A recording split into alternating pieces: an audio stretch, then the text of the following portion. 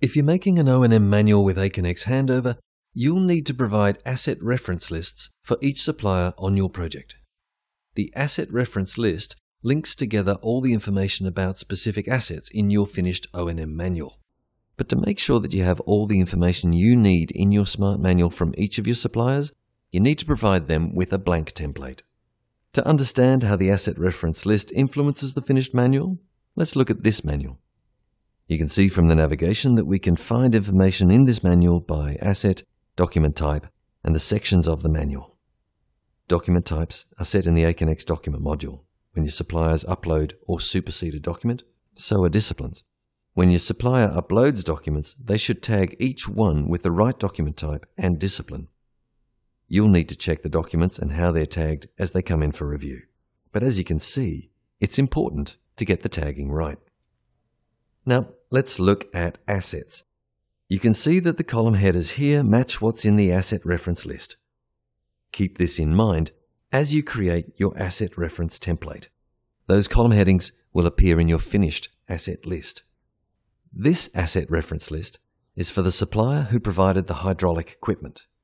We can see that the data in the spreadsheet is an identical copy of this list of information, so a misspelling or a typo will be carried over. It's important to check numbers and characters very closely. Also remember that the information a supplier includes for an asset will be associated with all the documents that are tagged with that asset reference in your manual. Now, when we click on an asset reference in this list, we go to that asset's location in the plan. Aconex creates that link using the text references you include in your PDF drawings of the project. This text could be the asset reference, but it could equally be any piece of text that's associated with that asset in your asset reference list.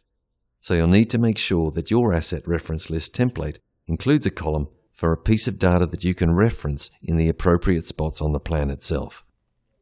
From this hotspot, we can access all the documents that the contractors added and tagged with the B1 asset reference: a manual, a photograph, and a report. Let's click Manual. We see two documents here, both associated with this asset. These separate documents were both tagged with the same asset reference when they were uploaded to Aconex. As you can see, the asset reference list is the hinge on which your whole manual hangs. So as you prepare the asset reference list template, think about what information you want to be able to search on and how you want to structure your manual.